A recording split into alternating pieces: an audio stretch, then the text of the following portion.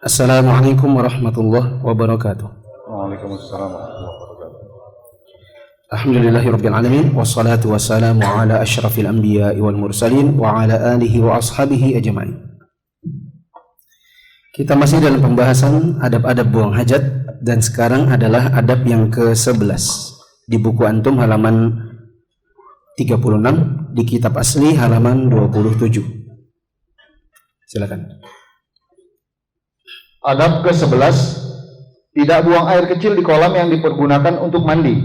Seperti anak kecil yang berada dalam baskom, buang air di situ, mandi dengan air yang dia kencingi juga. Maka kita sebagai bapaknya harus mendidik anak itu untuk tidak melakukannya. Kenapa? Nabi SAW bersabda, la yabulanna ahadukum fi mustahammihi thumma yaghtasilu fihi. Hal itu didasarkan pada hadis Abu Hurairah radhiyallahu anhu. Dia bercerita, Rasulullah SAW bersabda yang artinya, janganlah salah seorang di antara kalian mandi di air yang tidak mengalir atau tergenang sedang dia dalam keadaan junub. Sana itu, antum salah tempat. Apa? Hal itu didasarkan pada sabda Rasulullah SAW yang artinya, janganlah sekali-kali salah seorang di antara kalian kencing di tempat pemandian lalu mandi di dalamnya. 12. Yang ke-12, tidak memegang kemaluan dengan tangan kanan dan tidak juga beristinja dengan tangan kanan. Seperti kalau antum ceboknya pakai gayung, maka gayungnya di tangan kanan, tangan kirinya yang dipegang yang digunakan untuk memegang kemaluan. Kalau pakai jet shower, ya berarti jet showernya di tangan kanan. Maka waktu meletakkan jet shower juga, letakkanlah jet shower itu di kanannya kloset, jangan di kirinya. Sebagian kloset itu jet showernya ada di kiri. Terus hal itu didasarkan pada hadis Abu Qatadah radhiyallahu anhu dari Nabi SAW, di mana beliau bersabda yang artinya, jika salah seorang di antara kalian minum, hendaklah dia tidak bernafas di dalam bejana. Dan jika dia mendatangi tempat buang hajat, bejana itu diantaranya gelas. Kalau minum pakai gelas, maka tidak boleh bernafas di dalam gelasnya sambil minum. Kalau mau bernafas, keluarkan dulu, lepas dulu gelasnya, bernafas di luar. Lalu, dan jika dia mendatangi tempat buang hajat, hendaklah dia tidak memegang kemaluannya dengan tangan kanan, serta tidak bersuci dengan tangan kanannya pula. Bersuci di situ antum coret ganti dengan cebok. Tidak boleh cebok pakai tangan kanan. Kecuali kalau orangnya hanya punya satu tangan, di mana dia tidak memungkinkan untuk cebok kecuali dengan tangan kanan, ya ini perkara yang darurat. Ke-13. Poin ke-13 tidak. Stop dulu. Di poin ke-13 antum tulis di dekat angkanya, lebih terstruktur bila nomor 14 dan terlebih terstruktur bila nomor 15 dan 16 dulu. Saya sudah baca buku ini. Sayangnya urutannya adalah 13, 14, 15, 16. Akan lebih bagus kalau penulisnya meletakkan nomor 15 terlebih dahulu, jadi nomor 13-nya. Nomor 16 jadi nomor 14-nya. Lalu 13 dan 14 itulah yang jadi nomor 15 dan 16. Karena pengertian harusnya diletakkan lebih awal. Perincian harusnya diletakkan lebih awal sebelum hukum-hukum terkait dengannya. Nah, ini ketika saya baca, ada perincian hukum dulu, baru setelah itu dimunculkan pengertiannya atau perinciannya. Maka antum tulis di situ, lebih baik lagi kalau dijadikan 15, 16 dulu, baru yang 13, 14. Maka sekarang kita baca 15-nya dulu, baru 16, baru 13, baru 14. Silakan. Poin ke-15, tidak memasukkan tangan ke dalam bejana jika baru bangun dari tidur sehingga membasuhnya 3 kali. Hal itu didasarkan pada hadis Abu Hurairah radhiyallahu anhu bahwasanya Nabi SAW bersabda yang artinya, jika salah seorang di antara kalian bangun tidur, maka hendaklah ia tidak mencelupkan tangannya ke dalam bejana sebelum dia membasuhnya 3 kali. Yaitu dibasuhnya di luar. Ibaratnya gini, antum dibangunkan untuk sahur. kadang di atas meja sudah ada kobokan, maka tidak boleh langsung cuci tangan di dalam kobokan, karena itu seperti cuci tangan dalam bejana. Yang harusnya dilakukan adalah cuci tangan di bawah keran dulu, baru kobokan. Ya, karena kalau langsung di kobokan, ini menyalahi larangan Nabi. Nabi SAW mengatakan, "Idza staiqadha ahadukum min naumihi fala yaghmis yadahu fil ina'i hatta yaghsilaha thalatha." Jika salah seorang dari kalian bangun, maka jangan langsung mencelupkan tangannya ke dalam bejana atau wadah sebelum dicuci dulu 3 kali, yakni dicuci di luar. Ya. Kenapa tidak boleh? Nabi SAW mengatakan, "Fa innahu la yadri aina batat yaduhu." Artinya, karena sesungguhnya dia tidak mengetahui di mana tangan kanannya itu tadi waktu tidur berada. kenapa tidak boleh langsung dicelupkan? Karena Nabi mengatakan dia tidak tahu waktu tidur tangannya di mana.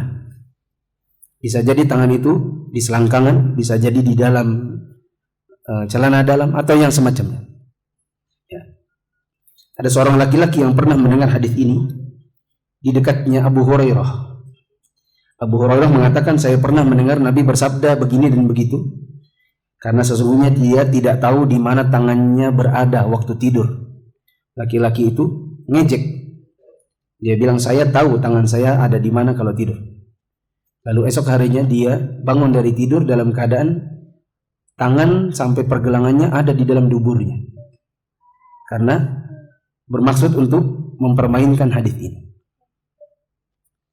Nomor 16. 16 ini antum bisa coret langsung jadi 14 lah gitu ya. 14 atau 16.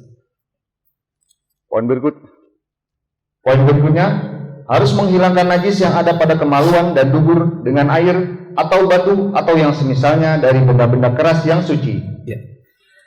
Kalau sudah buang air, maka wajib untuk membersihkan jalan keluarnya najis. Dan jalan keluarnya ini ada 2, bisa depan, bisa belakang.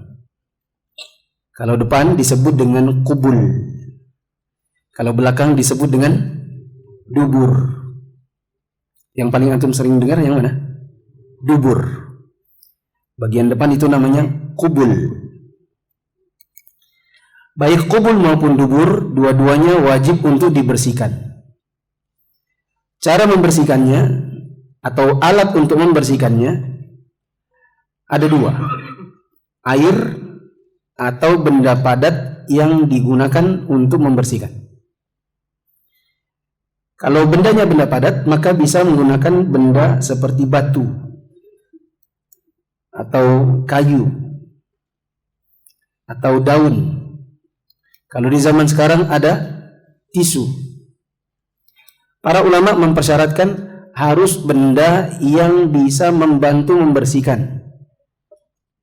Adapun bila benda ini digunakan lalu malah bikin luber, tahu luber? Ya, kalau tisu kan diseka hilang dia bendanya. Tapi kalau pakai plastik misalnya, dia malah kesana kemari kena paha dan lain-lain. Ya, maka haruslah benda padat yang bisa membantu untuk mensucikan. Coba diulang. Harus menghilangkan najis yang ada pada kemaluan dan dubur dengan air atau batu atau yang semisalnya dari benda-benda keras yang suci, misalnya kayu, kain, dan kertas tisu. Dan setiap yang bisa mensucikan adalah seperti batu. Demikian menurut yang sahih. Menurut pendapat yang sahih, tidak harus batu. Apapun yang bisa membantu untuk mensucikan, maka boleh digunakan. Seperti tisu, sapu tangan. Terus, istinja ada 3 tingkatan, yaitu sebagai berikut. Yang pertama adalah istijmar dengan batu, kemudian istinja dengan air. Tingkatan inilah yang paling sempurna jika tidak ada kesulitan dan madarat. Yang kedua, istinja dengan air saja. Yang ketiga, istijmar dengan batu saja. Cara cebok ada 3. Cara pertama adalah istijmar dan istinja. Coba sebut dulu. Istijmar. Istijmar itu seperti lempar jumroh. Kenapa namakan lempar jumroh? Karena yang dilempar adalah batu-batu. Maka istijmar itu artinya cebok pakai batu. Tentu batu yang halus, batu kali. Adapun batu karang malah luka-luka. Nah. Yang kedua adalah istinja. Adapun istinja pakai air. Nah, cebok itu 3 macam. Yang pertama adalah istijmar dulu, baru istinja. Model yang kedua istinja saja tanpa istijmar. Model yang ketiga istijmar saja tanpa istinja. Itu pernah di hotel kah atau di manakah ada WC-nya yang tidak ada airnya, itu hanya ada tisu. Pesawat pernah kan? Pesawat itu mencari-cari air ada sih, tapi di keran dan harus pakai gelas kalau mau ngambil air ya. Tapi kalau yang dimaksud oleh pemilik pesawat adalah pakai tisu aja, nggak usah pakai air itu buat kumur. Maka itu yang disebut dengan istijmar, yaitu cebok pakai benda padat. Kenapa nggak dibilang cebok pakai tisu? Karena zaman Nabi nggak ada tisu. Zaman Nabi orang kalau cebok pakai benda padat, pakainya pakai batu atau jimar. Lempar jumroh itu. Jimar, jumroh satu kata, satu makna. Nah, meskipun ada air, istijmar saja boleh. Tapi yang paling utama adalah istijmar dulu, baru istinja. Maka yang lebih utama, di WC-nya kaum muslimin di rumah-rumahnya ada tisu dulu. Jadi dia tisuan dulu di ujung duburnya, baru pakai air. Cuma di kita ini terbiasanya apa? Air saja. Terus? Yang ketiga istijmar dengan batu saja. Akan tetapi untuk tingkatan ini harus dilakukan dengan 3 batu atau lebih dan tidak boleh kurang dari jumlah tersebut. Nanti akan ada penjelasannya. Lanjut. Yang lebih afdal adalah dalam jumlah ganjil dan batu-batu itu suci. Nah, itu nanti ada penjelasannya. Yang tertukar itu tadi saya bilang. Harusnya 15-16 dulu, baru 13-14. Ya. Nanti karena akan datang penjelasannya secara khusus. Apa dalilnya? Dalil-dalil yang menjadi landasan istijmar ini telah diberikan pada bahasan sebelumnya. Sedangkan dalil istinja dengan air adalah hadis Anas radhiyallahu anhu. Dia bercerita, Rasulullah SAW pernah masuk WC. Lalu aku dan seorang pemuda membawakan air 1 bejana dan geribah kecil. Geribah itu maksudnya tombak. Buat apa Nabi buang air bawa tombak? Allah alam. Ada yang mengatakan itu adalah untuk melindungi dirinya dari pandangan. Ditegakkan tombak, lalu dibentangkan kain. Nah, jangan dikira ini ngapain ya, bawa-bawa tombak, emang mau ngapain? Ya. Ada yang mengatakan bisa jadi itu adalah untuk menegakkan kain. Terus, lantas beliau beristinja dengan air. Dan juga hadis Abu Hurairah radhiyallahu anhu dari Nabi SAW. Sekali lagi, kalau ceboknya pakai benda padat saja namanya apa? Istijmar. Kalau pakai air? Istinja. Lanjut. Dan juga hadis Abu Hurairah radhiyallahu anhu dari Nabi SAW bahwa beliau bersabda yang artinya, ayat berikut ini turun berkenaan dengan penduduk Kuba. Yang artinya di dalamnya ada orang-orang yang ingin membersihkan diri. Beliau bersabda, mereka biasa beristinja dengan air sehingga kepada mereka diturunkan ayat ini. Ada ayat pujian Allah kepada para penduduk sekitar Masjid Kuba. Dan ayat ini di dalam surat At-Taubah ayat 108. Allah memuji mereka, itu orang-orang dekat Kuba itu adalah orang-orang yang senang untuk bersuci. Lalu Nabi jelaskan kenapa kok Allah puji para penduduk ahli Kuba itu. Nabi bilang karena mereka itu senang kalau ceboknya pakai air, sehingga Allah memuji mereka. Sudah habis nomor 16, balik ke nomor 13. Lalu 14. Karena itulah perincian dari yang nomor 16. Sayangnya penulis menulisnya enggak dengan urutan seperti itu. Baca nomor 13. 13. Tidak beristijmar atau bersuci dengan benda padat menggunakan kotoran kering dan tulang. Ya, kalau datang duluan penjelasannya tadi kan, baru sekarang perinciannya lebih enak kok. Coba tadi kita tiba-tiba ngomong tidak boleh beristijmar begini dan begitu, muncul istijmarnya belakangan. Ya.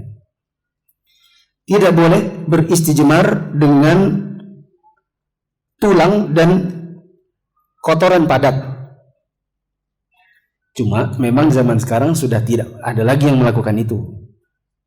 Tapi di zaman Nabi SAW banyak kaum muslimin yang tidak punya rumah, bahkan mereka pindah-pindah tinggalnya di dekat masjid. Sehingga kalau mereka mau buang air, mereka akan mencari tempat-tempat di sekitaran gurun atau di tempat-tempat yang sepi, lalu menggali sedikit lubang, baru kemudian buang air di situ. Nah, kalau mau cari air di sekitaran padang pasir Madinah ketika itu susah, kecuali bawa-bawa ember dari rumah. Nah, terus apa yang bisa dipakai untuk cebok di sekitaran gunung pasir di mana mereka menyepi untuk buang air? Jawabannya batu. Nah, tapi ada kalanya nggak dapat batu, ada kalanya ketemunya tulang. Tulang apa? Tulang hewan. Dan ada kalanya ketemu kotoran unta misalnya, tapi sudah mengering. Nah, Nabi SAW larang cebok pakai ini. Oke lah, mungkin antum akan bilang, nggak bakal saya lakukan itu, gitu. Karena memang bukan lagi zamannya. Tapi kita perlu tahu kenapa kok kita dilarang istijmar pakai dua benda itu. Berdasarkan hadis Ibnu Mas'ud, silakan. Hal itu didasarkan pada hadis Ibnu Mas'ud radhiyallahu anhu dalam kisah tentang jin. Ketika mereka, yaitu para jin, meminta makanan, maka Rasulullah SAW mengatakan, ini ada jin-jin dari Jazirah Arab. Mereka minta kepada Nabi atau nanya minimal, kami ini dikasih makan, kami ini bagusnya makan apa? Apa yang halal buat kami? Para jin ini bertanya kepada Nabi. Apa kata Nabi? Maka Rasulullah SAW mengatakan, makanan kalian semua adalah tulang belulang yang dibacakan nama Allah, yang jatuh atau sampai di tangan kalian, lebih baik bagi kalian daripada daging. Lebih baik apa lebih banyak? Lebih baik. Lebih baik. Terus? Dan setiap kotoran binatang ternak adalah makanan bagi binatang peliharaan kalian. Lalu Rasulullah SAW bersabda, yang artinya, sabar. Nabi SAW mengatakan, untuk kalian ini siapa? Jin. Halal bagi kalian semua tulang yang waktu hewannya disembelihnya dengan nama Allah. Dan itu lebih baik daripada yang masih ada dagingnya. Kemudian Nabi juga mengatakan, dan setiap kotoran hewan itu adalah makanan untuk hewan kalian. Hewan-hewan dari bangsa jin, makanannya adalah kotoran hewan-hewan bangsa manusia. Kenapa Nabi SAW larang kita untuk beristijmar dengan dua benda itu? Karena itu adalah makanan. Tulang, makanannya jin yang bentuknya kayak manusia, yang apa ya? Versi manusianya gitu ya. Adapun kotoran hewan yang sudah kering itu adalah makanan jin yang versi hewan. Tahu maksud saya versi hewan? Nah. Terus? Maka Rasulullah SAW bersabdanya ditulis di situ kepada sahabatnya. Tadi percakapannya Nabi dengan jin. Setelah itu Nabi bilang kepada sahabat-sahabatnya. Di tempat antum tidak ditulis toh? Di tempat antum tulisannya hanya begini. Dan Rasulullah SAW bersabda, gitu kan? Yang benar kalau saya jadi penerjemahnya. Dan Rasulullah SAW bersabda dalam kurung kepada para sahabatnya. Apa katanya? Lalu Rasulullah SAW bersabda kepada para sahabatnya, oleh karena itu janganlah kalian beristinja dengan keduanya, karena keduanya merupakan makanan saudara kalian dari kalangan jin. Nah. Dan inilah yang menjadi dasar. Ada sebagian ustadz yang keliru, mereka mengatakan haram makan tulang. Dan ini pernah terjadi di beberapa tahun yang lalu. Ada sebagian ustadz yang mengatakan haram makan tulang. Kenapa kau haram makan tulang? Kita biasa makan tulang ayam, kita biasa makan tulang ikan, bandeng presto, saat tulang-tulangnya dimakan, gitu kan? Alasannya karena itu adalah makanan dan jin. Maka ini kayaknya salah ingat. Bukan ustadznya orangnya sesat, bukan, tapi salah mengingat. Yang benar adalah yang benar adalah tulang itu bukan dilarang dimakan, tapi dilarang buat istijmar. Ya. Sehingga ketika dia mengatakan haram makan tulang, maka yang mengatakannya keliru. Nah, mungkin salah ingat atau salah memahami hadis. Terus yang ke-14. Yang ke-14, jika beristijmar dengan batu harus melakukannya 3 kali atau lebih. Kalau istijmar maka harus dengan bilangan minimal 3. Jadi kalau pakai batu, batunya pakai 3 batu. Kalau pakai tisu berarti tisunya 3 lembar. Nah, terus hal itu didasarkan pada hadis Salman radhiyallahu anhu yang bersambung sampai kepada Nabi SAW, yang artinya beliau telah melarang kami menghadap kiblat ketika buang air besar atau air kecil, beristinja dengan tangan kanan, beristinja dengan kurang dari 3 batu, dan beliau SAW melarang kami beristinja dengan kotoran atau tulang. Juga didasarkan pada hadis Aisyah radhiyallahu anha bahwasanya Rasulullah SAW pernah bersabda yang artinya, jika salah seorang di antara kalian pergi untuk buang air besar, maka hendaklah dia membawa 3 batu untuk bersuci dengannya.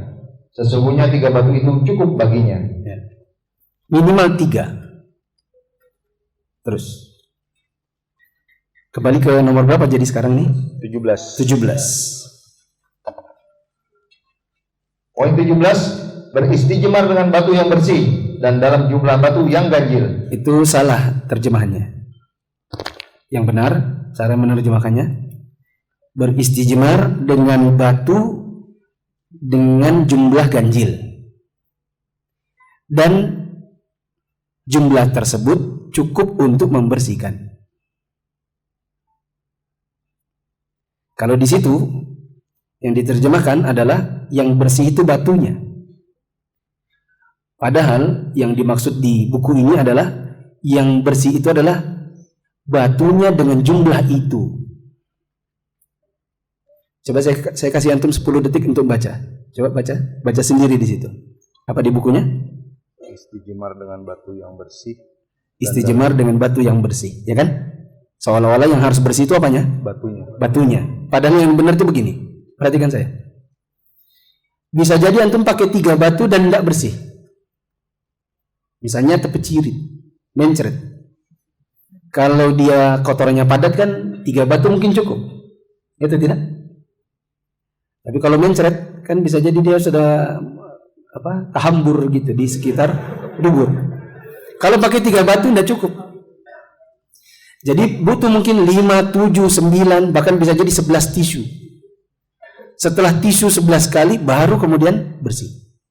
Jadi yang dibilang bersih itu bukan batunya, tapi jumlahnya itu loh. Sejumlah yang bisa membersihkan. Paham ini?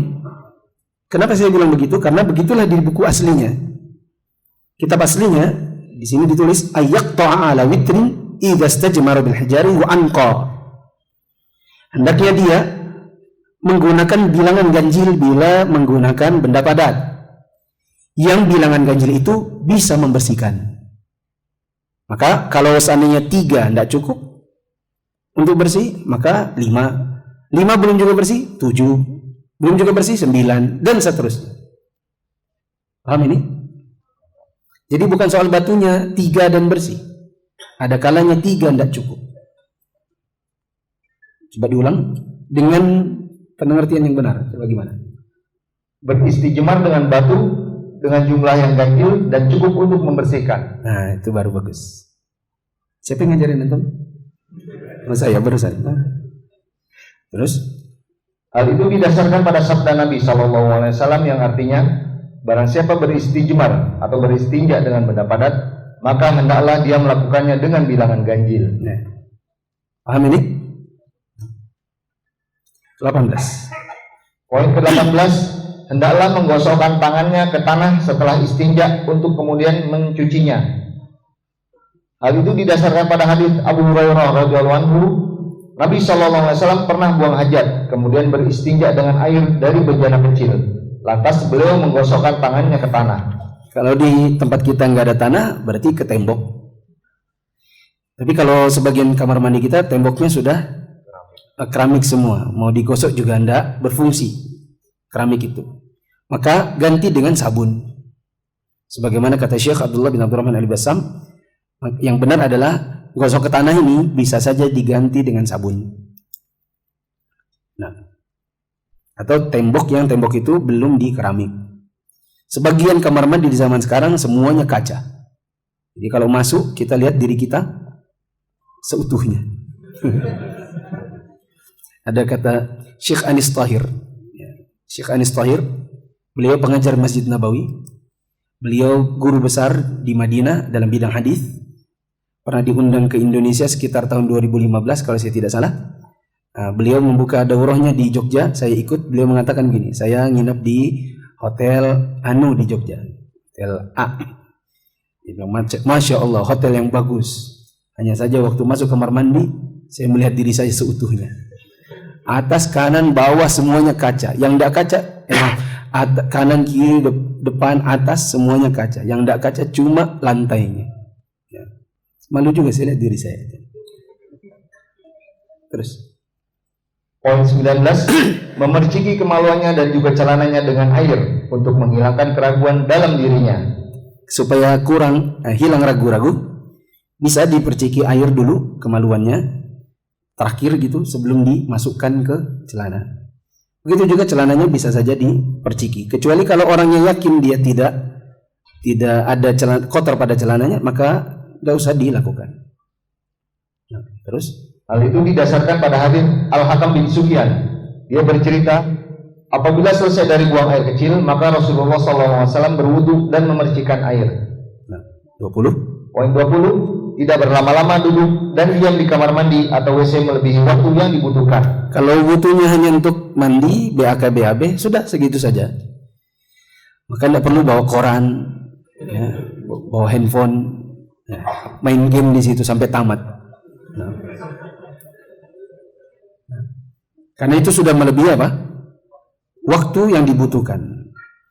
Kenapa tidak boleh? Jawabannya, yang demikian itu merupakan salah satu bentuk pembukaan aurat yang tidak diperlukan. Kasih angka di situ. Antum pakai bolpen antum, kasih angka. Alasan pertama adalah buka aurat tanpa kebutuhan. Jadi sebatas waktu yang dibutuhkan saja. Kalau sudah lebih, maka itu termasuk bab buka aurat tanpa kebutuhan. Itu alasan satu. Terus? Selain itu, berarti berapa ini? 2. Nomor 2-nya apa? Silakan. Kamar mandi dan WC merupakan tempat tinggal syaitan, jiwa yang jahat. Kamar mandi itu tempat bercokolnya setan. Lanjut. Sehingga tidak selayaknya seseorang tinggal di tempat yang kotor tersebut. Karena pada saat duduk buang hajat itu, dia tidak berzikir kepada Allah Subhanahu wa Ta'ala. Ini yang ketiga. Kenapa tidak boleh lama-lama? Alasan ketiga adalah dalam WC kita tidak berzikir. Makanya nanti ketika keluar WC kita minta ampun. Apa bunyi doa keluar WC? Ghufranaka. Kenapa kita minta ampun? Karena kita di dalam WC nggak berzikir. Sudah saya bahas di minggu lalu. Jadi ada 3 alasan kenapa tidak boleh lama-lama dalam WC lebih dari kebutuhan. 21. Terakhir? Belum terakhir ya? 21. 21. Disunahkan bagi seseorang untuk tidak bersuci dengan bekas bersucinya perempuan. Demikian juga sebaliknya, orang perempuan tidak memakai bekas bersucinya orang laki-laki. Nabi SAW melarang wanita mandi dengan bekas air orang laki-laki, atau laki-laki mandi dengan bekas air orang perempuan. Kecuali kalau ada hajat. Misalnya memang air terbatas, lagi kemarau, yang ditimba misalnya sisa seember. Lalu mamanya bilang jangan banyak-banyak ya, mandinya sedikit-sedikit aja. Lalu bergantian mandi dan sebagian yang satu mandi dengan air bekas sisa yang sudah duluan. Itu hajat. Kalau hajat maka tidak mengapa. Lanjut. Dan hendaklah mereka mengambilnya dengan gayung atau tidak menceburkan diri. Larangan ini bersifat pengutamaan dan hukumnya adalah makruh. Karena Rasulullah SAW pernah mandi dari bekas air mandi istrinya, yaitu Maimunah radhiyallahu anha. Nabi melarang, tapi Nabi pernah melakukan. Larangan hukum asalnya haram. Nabi pernah melakukan, berarti hukum haramnya terpalingkan. Turun derajatnya dari haram jadi apa? Makruh saja. Karena larangan itu haram, Nabi melakukan itu boleh. Haram tambah boleh bagi dua apa? Tengah-tengahnya? Makruh. Dan yang makruh bisa hilang kalau ada hajat. Misalnya tidak punya air kecuali sedikit. Lanjut. Dan juga berdasarkan hadis Ibnu Abbas radhiyallahu anhu, dia pernah bercerita, ada salah seorang istri Nabi SAW yang mandi di dalam bejana, lalu beliau datang untuk mandi dari bejana yang sama. Kemudian istri beliau berkata, sesungguhnya aku tadi mandi junub. Beliau pun bersabda, sesungguhnya air itu tidak junub. Akan tetapi, jika dalam keadaan terpaksa, laki-laki dibolehkan mandi dengan air bekas mandi orang perempuan, atau sebaliknya, perempuan mandi dengan air bekas mandi laki-laki. Misalnya karena kurang air. Terakhir 22. Poin 22. Hendaklah mendahulukan kaki kanan pada saat masuk dari WC seraya mengucapkan pada saat keluar dari WC seraya mengucapkan ghufranaka atau kami mohon ampunanmu. Hal itu didasarkan pada hadis Aisyah radhiyallahu anha. Nabi SAW jika keluar dari buang hajat mengucapkan ghufranaka. Artinya, ya Allah ampuni kami. Kenapa minta ampun? Apa salahnya kita dalam WC? Tidak berzikir secara sengaja. Nah, ini dulu yang bisa kita bahas.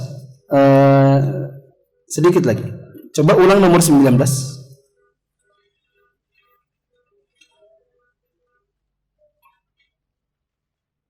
Poin 19. Memerciki kemaluannya dan juga celananya dengan air untuk menghilangkan keraguan dalam dirinya. Hal itu didasarkan pada hadis Al-Hakam bin Sufyan. Dia bercerita, apabila selesai dari buang air kecil, maka Rasulullah SAW berwudu dan memercikan air. Kalau di buku aslinya bunyi hadisnya gini, idza bala yatawaddau wa yatandah wa yantadah. Nabi SAW bila beliau buang air kecil, maka beliau berwudu dan memerciki pakaiannya atau kemaluannya. Coba antum buka awal dari bab ini. Awal bab buang hajat ini.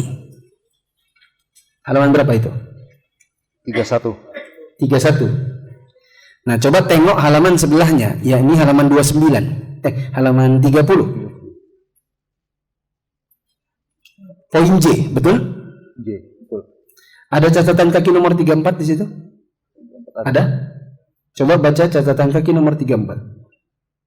Catatan kaki nomor 34 mengenai kata intiqasul ma ini, ada yang berpendapat bahwa kata itu berarti istinja, dan ada juga yang menyatakan bahwa kata itu berarti intidoh. Nah, stop. Catatan kaki ini adalah catatan kaki hadis. Iya atau bukan? Coba baca hadis yang dicatati kakinya. Gimana nih? Yang itu jadi catatan kakinya. Coba. 10 hal yang termasuk fitrah. Nah, 10 hal yang termasuk fitrah apa saja? Yaitu mencukur kumis, memanjangkan jenggot, bersiwak, istinsyak atau memasukkan air ke hidung, memotong kuku, membasuh sela-sela jari, mencabut bulu ketiak, mencukur bulu kemaluan, dan intiqasul ma atau bersuci setelah buang air. Apa itu intiqas? Di meja ini pernah ada yang ngirim kertas. Ustadz, apa itu intiqasul ma? Antum turun ke catatan kakinya. Nomor 34 tadi. Intiqasul ma ada khilaf ulama. Ada yang bilang itu intidah. Apa itu intidah? Nah, balik ke nomor 19 yang tadi. Nomor 19 tadi itu adalah intidah. Apa itu? Memerciki air setelah buang air. Memerciki air. Apa yang diperciki? Kemaluan dan celana. Wallahu a'lam bishawab. Mungkin ini dulu yang bisa kita bahas.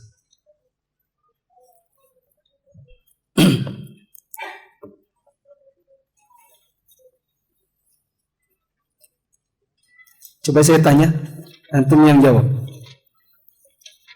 Cebok pakai batu itu apa namanya? Istijmar. Kalau batunya ganti tisu boleh nggak?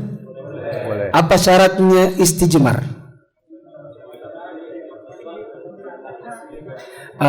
Apa syarat bendanya?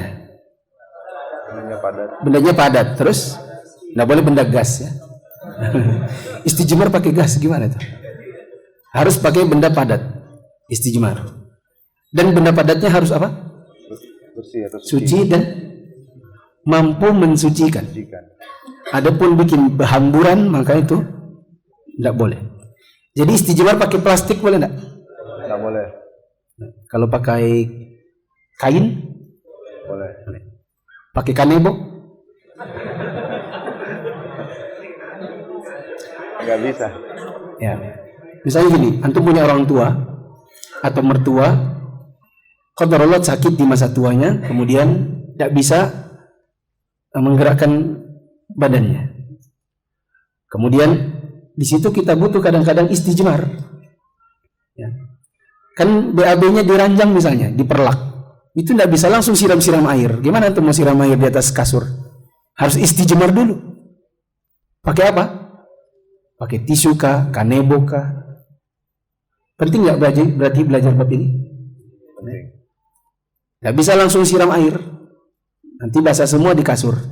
Diistijmarkan dulu, pakai benda-benda padat, pakai tisu, kanebo, kain atau yang lainnya, baru kemudian pakai air. Nah, ini diantara prakteknya. Kalau pakai istijmar berapa bilangannya? Ganjil. Boleh. Minimal 3. 3. Karena satu itu ganjil juga. Minimal 3. Lebih boleh atau enggak? Boleh. Kalau belum Bila dibutuhkan boleh. butuhkan. Kapan dibutuhkan? Jika 3 tidak cukup, jika 5 tidak cukup, dan seterusnya. Kalau ada air tapi istijmar doang boleh nggak? Boleh. Ayo.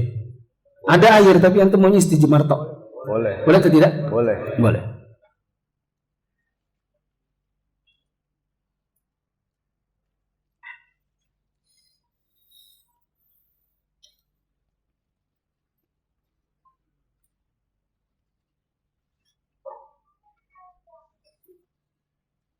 Ini pertanyaannya kurang jelas sebenarnya, tapi saya baca aja. Apakah najis bila air kencing terpercik dan tidak diketahui? Nah, gimana sih? Terpercik dan tidak diketahui. Gimana antum mau hukumin najis? Orang antum nggak tahu? Makanya saya bilang ini pertanyaan nggak jelas. Intinya kalau kita tahu bahwa itu terpercik ke celana, maka berarti najis dan harus dicuci celananya. Tapi yang dicuci hanya di tempat-tempat yang terpercik saja.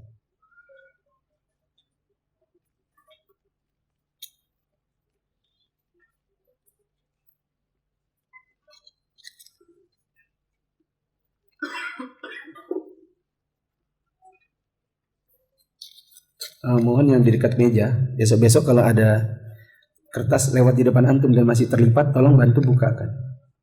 Jadi saya tidak sibuk buka lagi.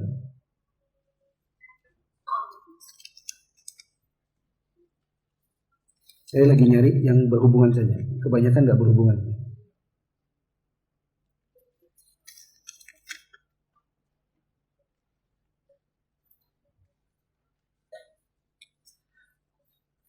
Ada yang bilang kalau BAB harus pakai tutup kepala, misalnya handuk. Saya tidak tahu ada dalilnya yang seperti itu. Seseorang mengatakan adabnya begini, adabnya begitu, itu butuh dalil. Bila ada dalil, kerjakan. Bila tidak ada, maka jangan mengilzamkan. Ada yang bilang gini, termasuk sunnah. Banyak yang buat nyebarkan saking pengennya dengan sunnah. Termasuk sunnah, BAB jongkok. Yang kurang sunnah, toilet duduk. Ya. Saya katakan ini, ngomong ini sunnah bukan sunnah, pakai dalil apa? Di zaman Nabi memang orang jongkok karena itu kebutuhannya dan begitu keadaannya. Zaman sekarang ada toilet duduk, bisa jadi orang yang gemuk lebih membutuhkan toilet duduk ketimbang toilet jongkok, karena dia kalau gemuk melipat pahanya itu begitu, dia butuh pegangan gitu ya. Bisa jadi dia terjungkang ke belakang. Kalau dia pakai toilet duduk lebih aman baginya. Kita tidak bisa bilang itu sunnah bukan sunnah kecuali dengan dalil.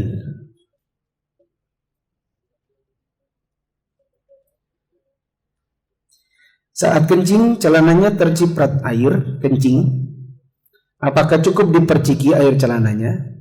Jawabannya tidak cukup diperciki. Kecuali yang merciki adalah anak laki-laki, bayi belum makan apapun kecuali ASI dan tahnik. Kalau kencing sendiri, kencing siapa iki? Kencing saya Ustaz. Nah, tidak bisa antum perciki. Itu celana harus dicopot dulu, terus dicuci dengan air mengalir di tempat kena air kencingnya saja. Kena airnya di mana? Ustaz, di sekitar lutut. Tadi saya pipis, sudah saya gulung, jatuh gulungannya sehingga terperciklah ke lutut ke bawah, maka yang antum cuci cukup lutut ke bawah. Paham ini? Adapun atasnya enggak usah. Oh enggak, tadi saya lambat terbuka resletingnya ya. Kenanya di sekitar kemaluan, maka antum copot dulu, yang antum cuci hanya yang di sekitar kemaluan, kaki-kakinya enggak usah.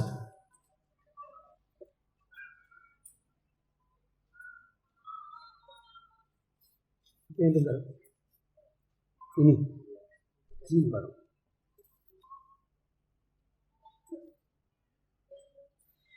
Bagaimana bila air kencing tidak sengaja keluar dan menetes saat sholat karena penyakit? Karena penyakit maka diampuni insya Allah, dimaafkan dan sah sholatnya, sholat yang itu aja. Adapun sholat yang berikutnya nanti harus ganti lagi celananya, wudu, bersihkan dulu celananya kalau nggak ada celana yang lain, wudu lagi seperti biasa. Yang diampuni yang sholat itu aja.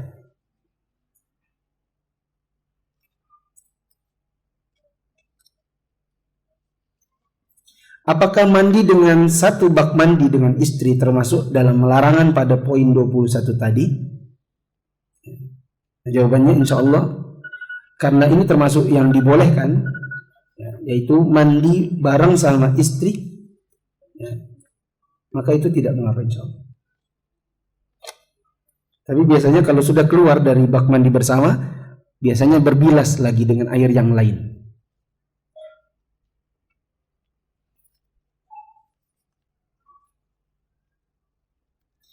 Ustaz, untuk jumlah istijmar minimal 3 kali. Misalnya istijmar dengan tisu basah, apakah berarti tisunya juga harus 3 lembar? Ataukah boleh dengan 1 lembar saja tapi dengan 3 kali usapan dengan bagian tisu yang bersih? Nah, bagus ini. Jawabannya bisa dengan satu lembar, yang 1 lembar ini bisa dengan 3 kali usapan. Bisa juga antum gunting dulu 1 lembar itu jadi 3. Soalnya kalau antum oles bagian yang ini tisu basah nih, antum oles nih BAB-nya pakai yang ini, terus yang ini lagi, yang ini kena paha sebelah sini, terus yang sebelah sini ini kena paha sebelah kanan lagi, gitu.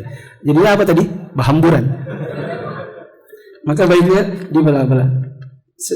Seka yang ini lepaskan, dibuang, yang sebelahnya lagi dibuang, sisanya lagi baru dibuang. Adapun 1 lembar begini saja, antum gini-gini kan selama aman oke lah. Tapi takutnya malah yang tadinya enggak kena jadi kena gitu. Ustadz, bagaimana menanggapi orang yang menyela omongan atau pembicaraan atau penyampaian orang lain? Misal di satu kelas ada murid yang membacakan materi pelajaran, tiba-tiba saja gurunya menyela untuk memberikan penjelasan. Hal tersebut bisa mengganggu fokus pendengaran murid lain. Berarti seperti saya. Kenapa antum tidak membahasakannya dengan bahasa langsung saja? Mengapa Ustadz ketika dibacakan Ustadz langsung menyela? Ini gitu. Kenapa antum nanya gini? Ustadz, bagaimana menghadapi orang yang menyela omongan orang lain? Di satu kelas ada murid membacakan, gurunya menyela. Saya lah berarti. Apakah itu termasuk adab yang baik dalam menyela? Hal ini dilakukan dengan orang yang berilmu. Saya juga loh berarti. Kenapa tidak menunggu sampai selesai baru diulas apa yang kurang dari materi yang dibacakan tersebut? Ya, saya akan sangat menghargai bila antum yang bertanya nanti ketemu dengan saya. Ya, bukan apa-apa nih ya. Saya bukan marah atau apa. Nanti saya ajari antum cara bertanya dengan cara yang baik. Metode yang saya lakukan ini hanya mencontek para ulama yang banyak banget di Arab Saudi yang begini modelnya. Syekh Syafri, Syekh Shalih bin Fauzan. Bahkan ini materi, cara mempelajari seperti ini. Bisa saya katakan ini adalah yang paling banyak saya tiru dari Syekh Shalih bin Fauzan. Ketika awal-awal mengikuti kajian, lagi membaca tiba-tiba Syekh memotong pembicaraan dan langsung menjelaskan apa yang penting. Awal juga saya, ketika didengar, ini penjelasannya. Terus saya karena aktif dengan buku dan pena langsung ikut mencatat. Maka, apakah ini adab yang baik? Jawabannya ini adabnya para ulama. Kajian begini saya cuma nyontek, bukan inovasi sendiri. Ini kajian yang saya lihat di kalangan para ulama di Arab Saudi khususnya. Terutama lagi di kajian Syekh Shalih bin Fauzan. Sering sekali. Karena Syekh Shalih bin Fauzan, saya pernah ikut kajian Al-Muntaqqa namanya. Kajian Al-Muntaqqa ataupun kajian Umdatul Fiqh. Ketika saya ikut, Syekh itu tidak pakai buku sama sekali. Ya, maka beliau dengan menggunakan hafalannya. Jadi sekedar dengan dibacakan, lalu kemudian lagi dibacakan, tiba-tiba beliau langsung menyela pembicaraannya. Kenapa kami lakukan hal itu? Jawabannya, karena kami tidak ingin syarah panjang lebar. Cobalah yang bertanya ini, antum ikut kajian saya yang hari Ahad di Masjid Nasai, subuh. Pembacanya sama, Pak Bambang juga. Kalau di subuh bagaimana? Kita kan gantian mic kan?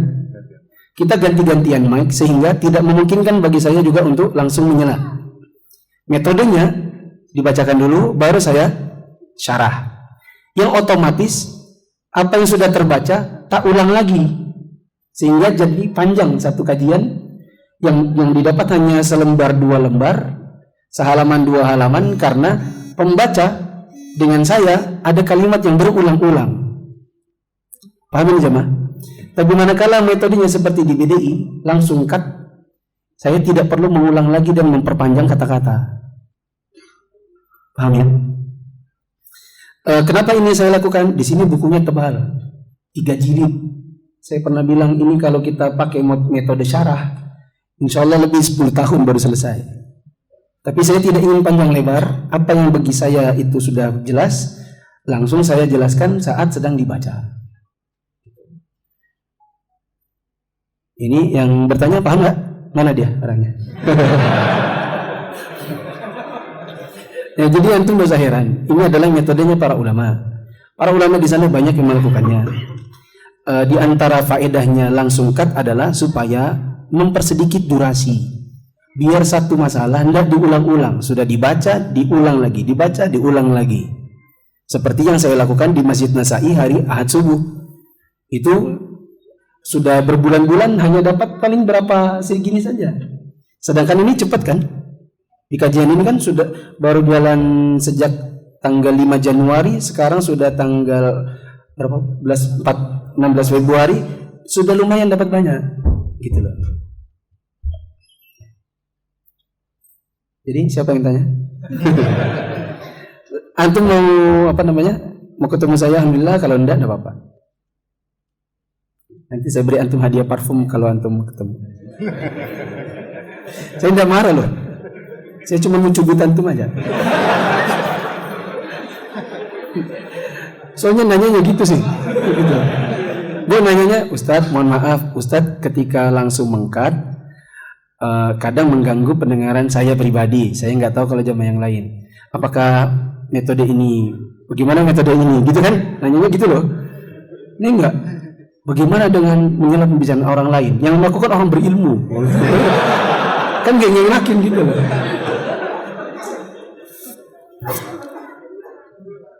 Bertanya itu juga harus dengan diksi yang baik. Apakah batu yang digunakan untuk istijmar boleh dibersihkan dan dipakai kembali? Ya anggaplah misalnya ada orang istijmar di rumahnya dengan batu kali, ya supaya ndak bolak-balik, habis itu buang lagi, dibuang lagi, ya maka dicucinya, ndak apa-apa insya Allah. Kalau antum lagi di dekat sungai misalnya, ada batu kali yang banyak, antum ceboknya bagaimana? Pakai air sungai.